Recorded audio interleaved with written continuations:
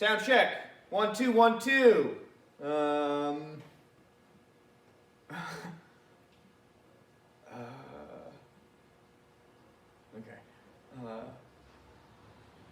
Look, guy, he doesn't want it.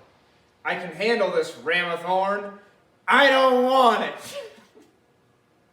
it. What's up, everyone? Welcome back, Wild Strawberry Garage. It's a crappy day in the mountains. It's raining and it's cold, but we're here. We're working on SLUGGIE, the 1969 C3 road racing Corvette. What you're going to see today, a whole lot of welding. A lot of welding. After that, yeah, so finish weld most of the cage that I have together. About 95% of it now, just missing 2 door bars. Then you're going to see rear clip fit for final fit. I got that on some Zeus fasteners, and I got a really good game plan for that. So I'm excited to move forward with that one, and that's all looking really, really nice, and it's feeling nice and secure. Pleasantly surprised by all that. Also got the front fork in. You're going to see that. And yeah, good setup for a nice final fit episode after this one. So let's get right into it.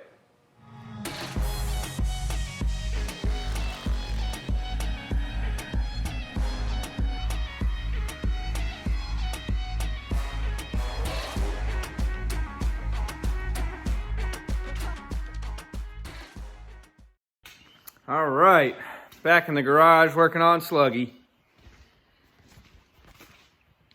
I'm going to start doing some welding, some finish welding on this thing. To start with, I'm just going to go after the plates because I still need to make up some more bars, but I just got some parts for the welder and I want to test them out. So yeah, I'm going to get after these plates right now.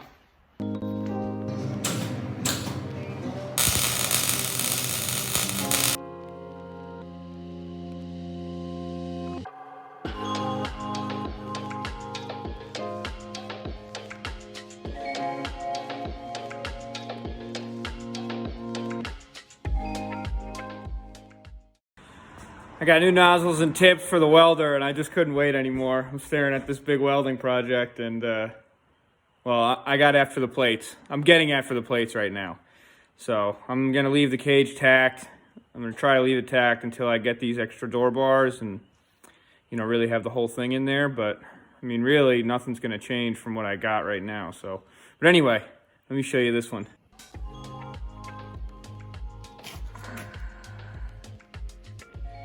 Yep. I should have pared that paint back a little bit more, but I'll tell you what, the old Miller-Matic 35 is dialed in. That thing is laying down some very nice welds, so keep going, have some fun.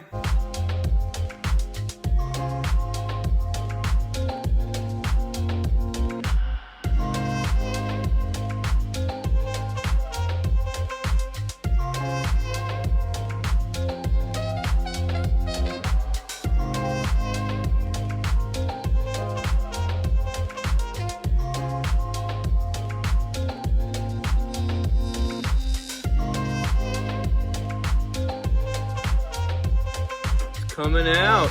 It's coming out good.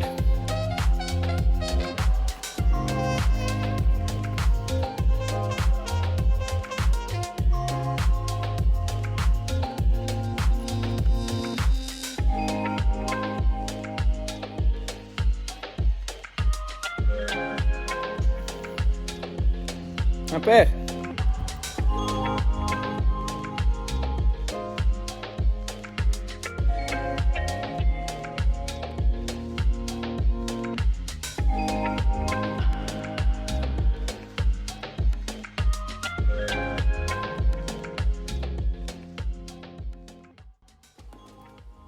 All right, new day. Gonna do some more sticking. This thing welded up solid. Obviously, still have not found a bender, but I'm working on it. And you'll notice the back of this thing is up in the air, and that's because the rear end that you saw in the last video that I put in that number 13 car was in this car. I used that for mock-up, so I'm gonna have to use one of the ones that I got with the car. They're welded and they're shot, but they'll be fine for for keeping wheels under this thing. So get after it.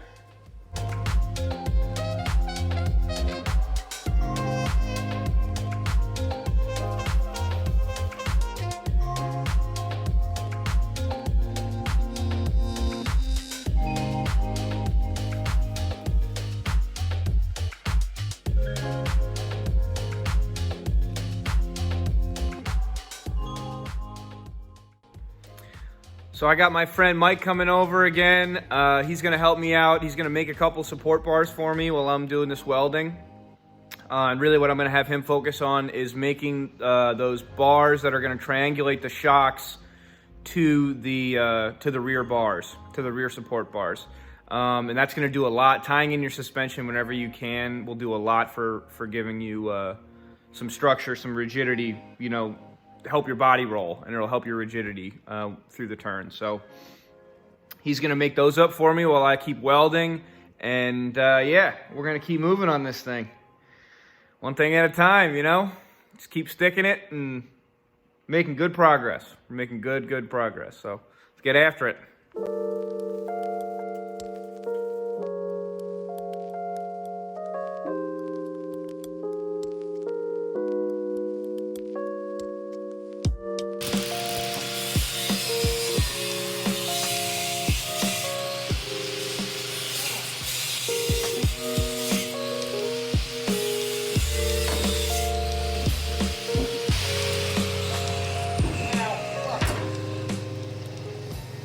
I lit myself on fire.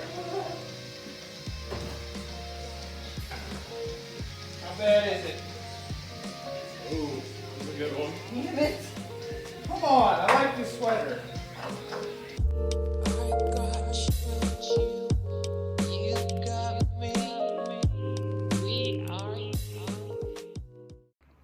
Okay, I got a lot of this cage stuck in here, really nice.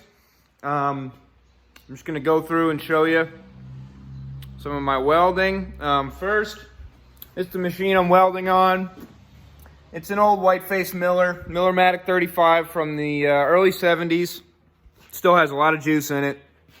I'm welding on 35 wire, usually around the highest heat setting, second to highest heat setting. Once everything gets preheated, you know, if I do one side, the whole bar gets really hot, so it's biting in a lot harder. I sometimes have to change the heat. And I'm on about, what am I on? 30 out of 100 wire speed. So I usually stay between 10 and 30 for the wire speed. This has like a really old mechanism. You know, it's a really old style motor in it. And it doesn't have the low range that the new machines have, so it doesn't slow down the wire as well as it speeds it up. But I'm making it work. It's a great machine. I really don't have anything to complain about with it. It's really, I mean, I was actually doing some reading about it. I don't know if any of y'all know more about it than I do, but it's actually kind of the granddaddy of MIGs. It's what put Miller on the map and what put MIG welding on the map for them. So it's kind of a neat machine to have. It's the predecessor to like the Miller-Matic 220 or something like that, or 200. I don't know, one of those. But it's a nice 210, you know, it goes on 220 AC, and it's a great little machine. I love it, does everything I need. So let me show you these welds. It's coming out pretty good. This has definitely been a challenge for me. You know, welding straight and horizontal, I'm completely comfortable with, but welding around corners like this and in a circle is different for me. And I don't have the mechanics really in my hands yet to do this as well as some people might. But it's coming out. I'm happy with it. I know it's going to be strong. I know that for sure. And yeah, I mean, I've seen worse. So, like I said, I'm happy with it.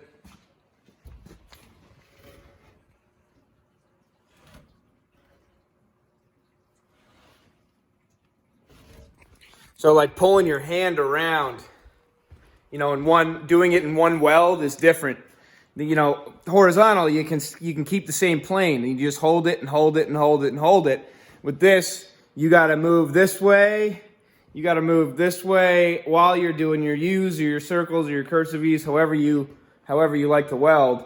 Doing it like that, it's just a different mechanics to it. So definitely a learning process for me, and I'm learning a lot. But you know what? Overall, I'm super happy with the way that it's coming out. I think it's going to be very strong, and it's going to be a good finished product. Yeah, the other thing is the overhead welding. Overhead welding is difficult for me. It's not something I have a ton of practice at, but I'm cranking up my heat, and I turn the wire speed up a little bit to really try to punch it in rather than letting it pool up and drip down on me. I know you'll see me catch myself on fire a couple times, and that's usually because I have my wire speed too low, and I'm letting that stuff pool up, and then it drips down. I'm not moving fast enough. I'm staying in the puddle too much, and what I really want to do is hook just the corner of that puddle, bring it up, have the wire speed and the heat high, punch it right through that whatever joint I'm in, and then, you know, I'm getting the hang of it, though. I'm getting the hang of it. Some of it's coming out better than other spots, but it's all going to be good. It's all going to come out in the wash, and this thing's going to be a nice, tough cage for me. So keep at it.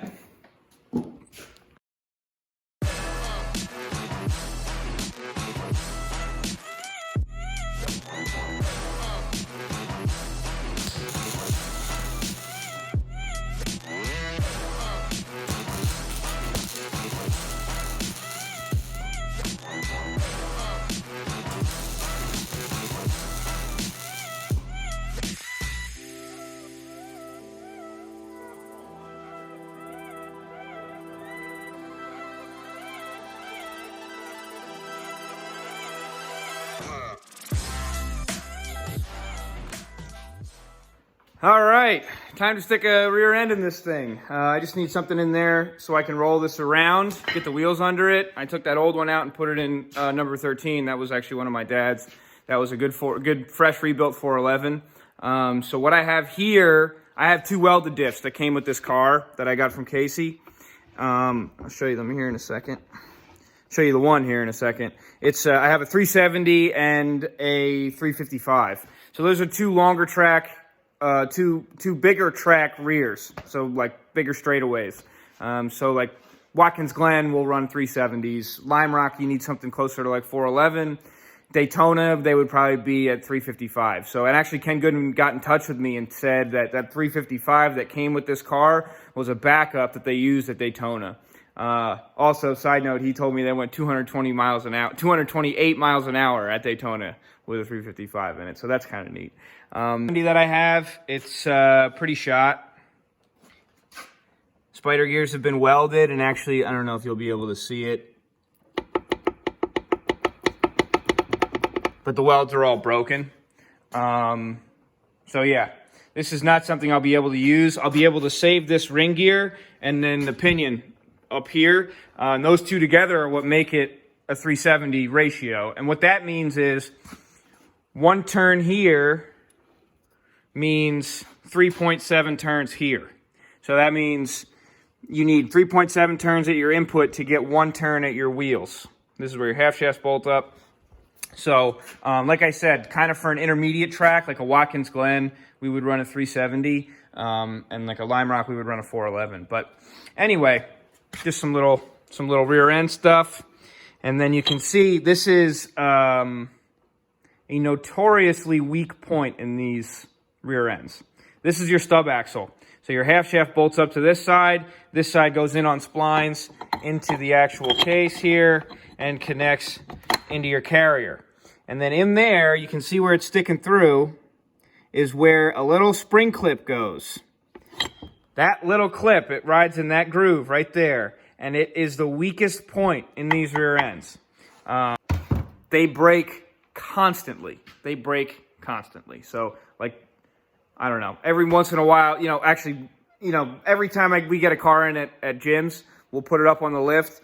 Normally it would be in like this. You might get a little bit of play out of it, like maybe that much, something like that. So when we put it up on the lift and the wheels are hanging down, you'll see this stub axle hanging out like this. And you'll be like, okay, yeah, you dropped a clip in there. That thing's shot. So anyway, just a little bit of rear end stuff. So yeah, I'm going to stick a rear end in this thing and make it so it can roll.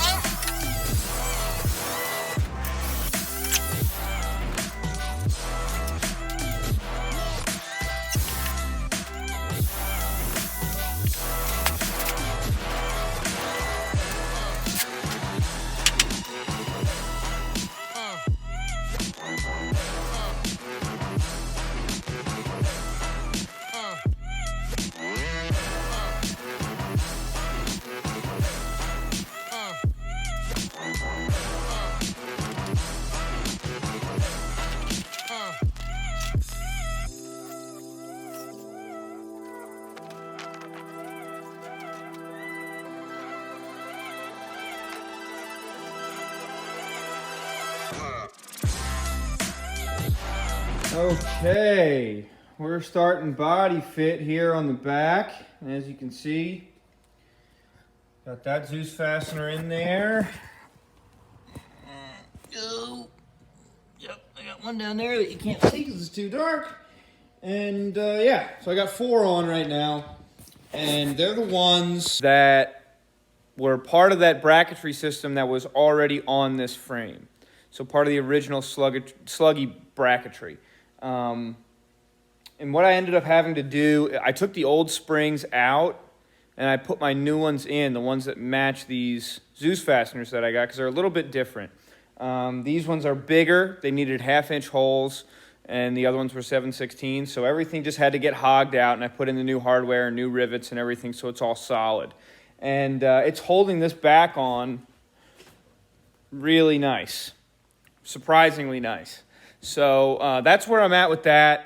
I want to get the doors on and the nose fit before I do the rest of this rear clip. So just so I have good peace of mind, I know that everything's going to be where it's going to end up. And to overcome this weight thing, because I should be doing this while I have weight in the car, because the suspension might change. You know, the final fit might end up being different depending on where the car is suspension-wise. So I need ballast in there to really fit this thing and get my door gaps right, so I know nothing's going to change and it's going to be right when it has weight in it. But what I'm going to do is I'm going to just use blocks, and I'm going to take some time to get this down to where I want it to be, where I want the suspension to ride, and fit it all there at my desired ride height. And then just worry about getting it to that ride height once I have the rest of everything that I need. So, yeah, I mean, that's the back. It's going to take me some more time to do the rest of it. Those ones were easy because they were already in there and they were already, I already had the holes through the body. So I'm going to take my time on fitting the rest and make sure that it all comes out good. But so far, so good, and keep on plugging on it.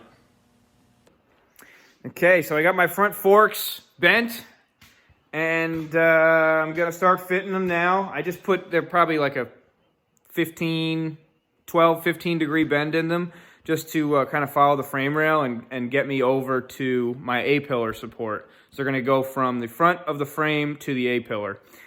Those are your front forks. So I got them bent up. I got a buddy who was able to do it for me. I made him a template out of cardboard, and he bent them up, and they look like they're going to fit good. I left tails on them so I could grind them back for final fit. And yeah, I'm going to get after it.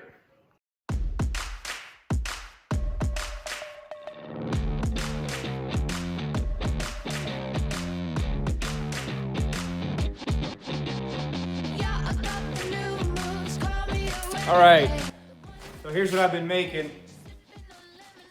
The pad for this fork that goes out on the passenger side, right here, I got it cut flush, so it fits on the frame there nice. And then I put a kink in it. I put 2 bends in the middle here because it's where the 2 parts of the frame come together. So I need a little step there. And the next thing I got to do is cut the pipe so that it sits flush on this. See that angle there. Now you know I'm back on track. Well, I'm back on track. All right, that's it. That's where I'm cutting this one. It was a ton of welding. I had a blast doing it. Learned a lot, and yeah. It was the first time for me fitting a cage by myself, and the first time welding a cage completely by myself. And it was a big project to take on, but I'm super happy with the way that it's coming out. I know it's going to be strong. I got complete confidence in it. I took my time fitting this stuff, and everything was meet and flush. I didn't have to take up a ton of space with any fill or anything like that. So I'm really happy with it, with the way that it's coming out. Happy with the way that this rear clip went on. I got a good jump off point for fitting the rest of this body, and next time we're probably going to be doing another strategy session, another chalk talk whiteboard session, and go over my running gear, what I have, what I don't have, what I need to get, and what my plans are for that. But yeah, that's it for this one. Please like, comment, and subscribe. Share it with your friends. And we'll keep the Wild Strawberry Garage rolling.